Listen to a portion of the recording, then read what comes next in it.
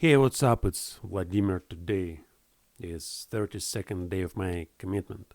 I talk to the camera for 15 minutes every day, working on my grammar, on my English, on my pronunciation, and all sorts of things related to the language. Now, I'd like to continue talking about communication. I'm studying communication via book Communication Works.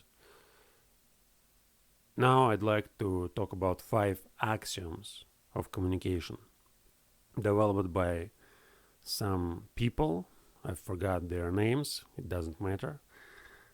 Voltzvik, Bevan, and Jackson, I don't remember exactly, doesn't matter. So there are 5 axioms of communication. The first is we cannot not communicate. So basically, communication is behavior.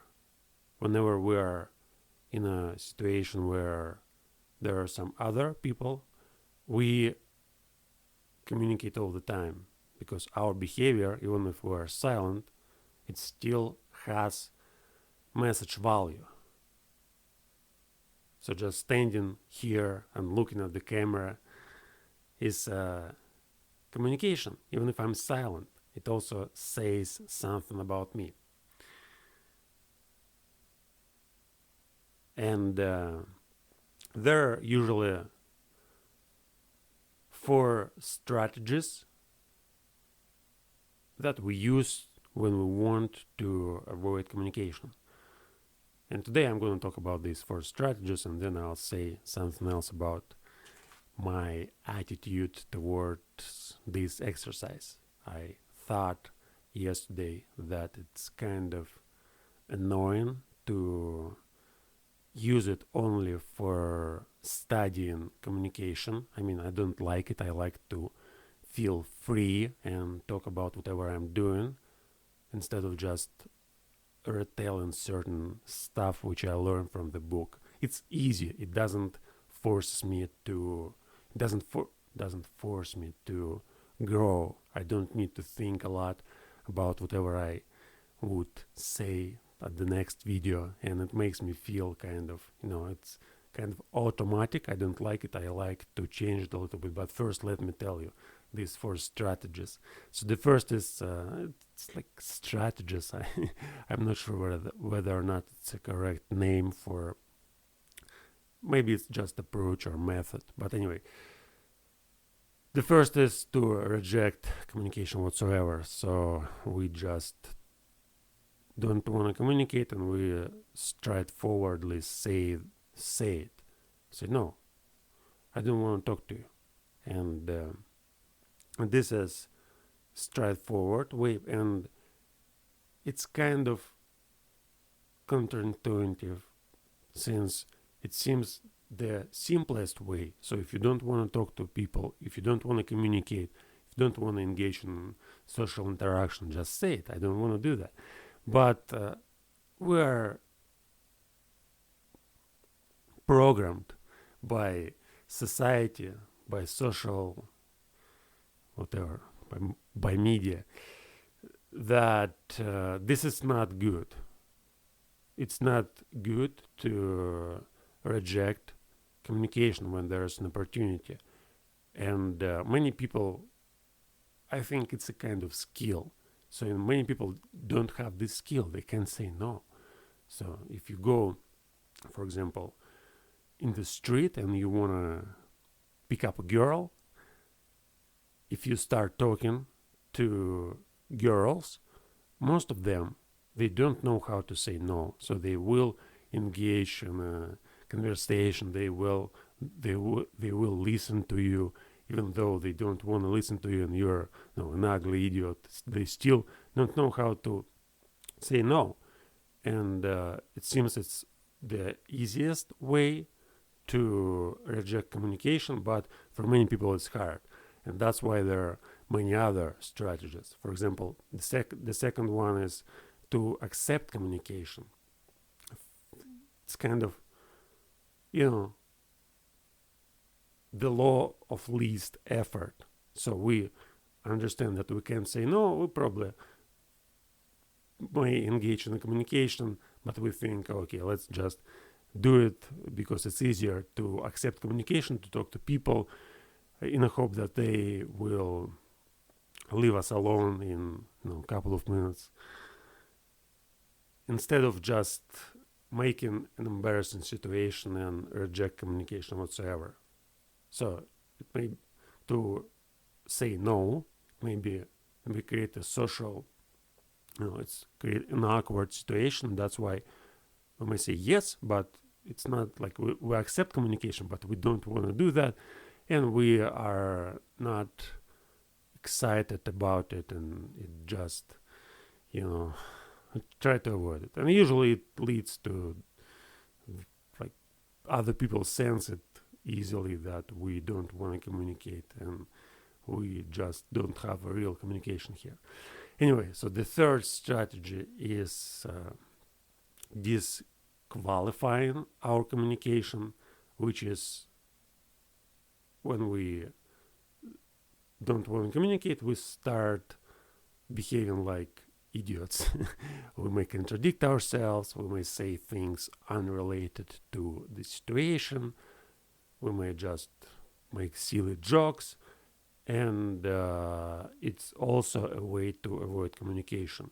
So instead of being serious, we're just trying to make fun of ourselves. We make fools of ourselves. Yeah, and the fourth one is to pretend that we want to communicate, but we can't because of A or B or C or whatever. So we find the reason. For example, somebody calls me and tell, let's hang out, let's go somewhere, and I just don't want to go with this person, but I can't say no, I can't accept it, I don't have time to disqualify this communication and saying that I'm making some jokes, whatever. And I say, okay, I'm tired. I'm tired. I was working the whole day, and I'll not go. So it's kind of lie, since we actually don't want to go with this person. But instead of saying, look, I don't want to go with you, since it's kind of awkward and embarrassing, we say, I'm tired, or I'm busy, or I'm sick, or I can't do it today, I'm nervous, I have other plans, even though there's no plan. So just pretending that we would like to enjoy in a communication, but unfortunately, it's not an appropriate time for that. So 4 strategies. Once again, behavior is communication, and there is no opposite for behavior. So whenever we behave, we communicate, and we cannot not communicate. If we are in a certain environment with certain people, it's always communication. And even when we are alone, it's also communication. We communicate to ourselves. Even when we don't speak to ourselves, we still think all the time. And our thought process affects our behavior. And vice versa, our behavior, of course, affects our thought process. And now, how much time do I have? Well, I have enough time, 5 minutes. I'd like to talk about this exercise itself. So I think it's inappropriate to use a book and learn certain things and just tell about these things every day, since I really don't like this approach. I know it may help me to study this whole book about communication, I may learn it and whatever the hell, I may use it for some purposes, but it's not what I want to have here. It's my commitment. I like to talk. I like to develop spontaneous talks. I like to work on my grammar and my language, but not in a way where I just need to talk about certain things. I'd like to make kind of random conversations. I'd like to see what's really going on in my mind, what I'm thinking about right now. Maybe I need to uh, clean all this garbage, which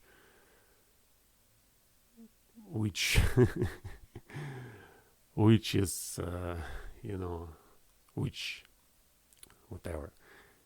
The point is that I like to be free in my talks. I don't like to make it kind of exercise where I need to follow a certain routine. And at the same time, I see how easy it is, so I don't need to think too much. I just read an article, well, process it, then start speaking to the camera, talking about this article, and usually it helps me again to learn it, but in the same time it makes the whole process easier. And I don't like it, the word easier. I like to make it hard. I like to look at it as as if it were a challenge. So I like to talk about things which I what I'm doing essentially, and why I'm doing this. I'd like to ask questions, to be creative all the time. Whenever there's a opportunity for speaking, I'd like to look deep in my conscience and find something that's really important for me at this particular moment. I think communication is shallow and superficial, and I understand that it's important, but at the same time it makes me feel weak and like a robot. Yeah, I'm reading the book, I'm telling you all these axioms, but what's the point? It's like I'm a schoolboy just memorizing stuff and giving a presentation. It's not what I want to do. I want to reach certain mental states, and I know how this exercise may help me to do that. I need to get into my deep thoughts and reveal them, learn to be authentic at any moment, learn to talk what I think, not what I need to say. And also, this kind of relationship which I created with an imaginary audience, I think I need to break it, because in my view, especially for the last 10 months, I tried to program myself that I need to be positive, I need to talk to the audience and probably give some important information, be informative, teach people, to share my knowledge, my wisdom. But, it's so superficial. I see that I can't go deeper just by talking to an imaginary audience. I can't be who I am while I am alone in my thoughts. I like to be real, and here I'm not real. Here I'm just, whatever. 14 minutes. 5 axioms of communication. Once again. And I don't know how to change that. I think this process itself is changing, so I need just to focus my attention on the issue. I need to understand better how to make it what I want to see in this exercise. And just talking about the book. Sometimes I'm going to talk about the book, of course, but I need to learn to get aside and talk about something important for me. But once again, 5 axioms. The first is you cannot not communicate. The second is about content and relationship in every interaction.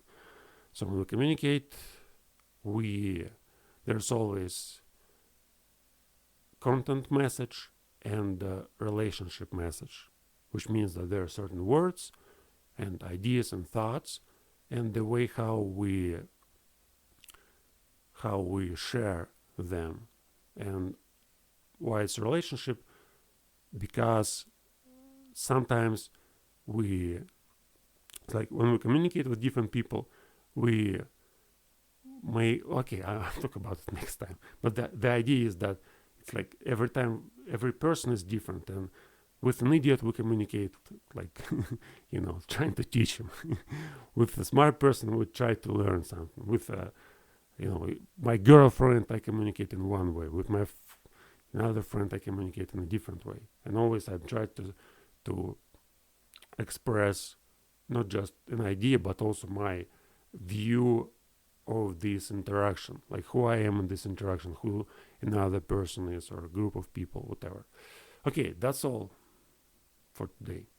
Bye bye.